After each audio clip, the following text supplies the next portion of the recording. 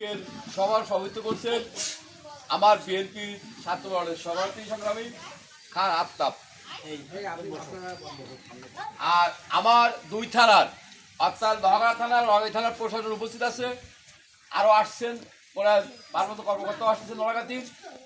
আমরা মাদককে না বলি, কারণ আমরা আগে একটা র্যালি করছি, সেই র্যালিতে যথেষ্ট উন্নতি হয়েছে। এবার পুরোপুরি এই জায়গার যে সমাজ ব্যবস্থা, এই আয়োজনটা তারাই করছে, ব্যাপারী সম্প্রদায়ের পক্ষ থেকে এই আয়োজনটা করছে। তারা বলছে মাদক তাস খেলা জোখালা কিছুই হবে না, তার উপরে তারা সম্মিলিতভাবে বসে একটা সিদ্ধান্ত নিয়ে প্যানেল করছে বা এই আয়োজন করছে।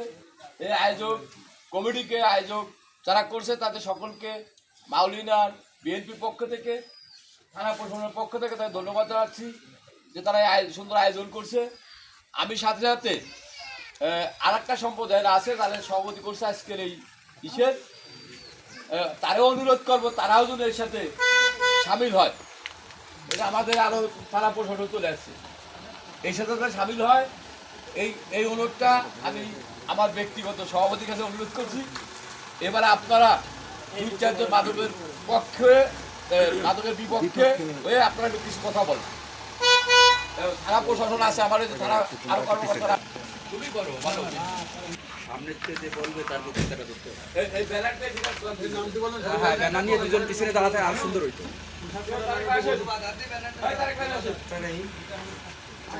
ইউনিয়ন 7 নম্বর ওয়ার্ডে আজকে যে র্যালি বা প্রতিবাদ মিছিল বা আমরা একটা সমাবেশ করছি সম্মিলিত এলাকাবাসী থেকে, আমরা চাচ্ছি মাদক, বাবা, গাঁজা, সর্বরকম নেশার থেকে বিরতি রাখার জন্য সর্বটা লোকের সহযোগিতা আমরা কামনা করছি।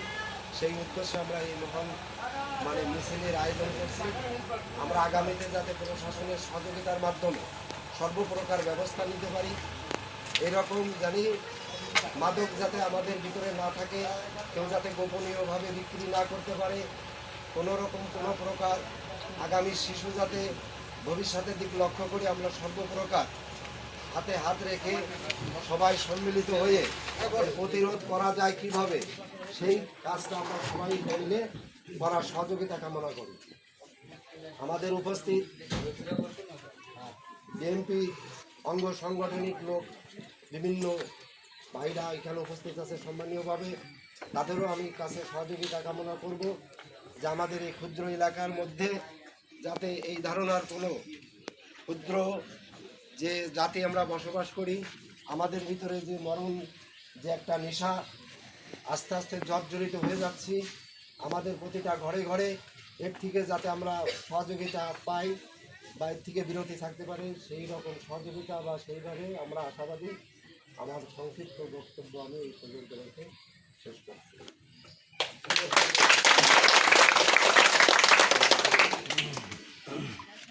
থানা কর্মকর্তাদেরকে ধন্যবাদ জানাচ্ছি, যেভাবে সাংবাদিকরা উপস্থিত হয়েছেন। আমাদের চেয়ে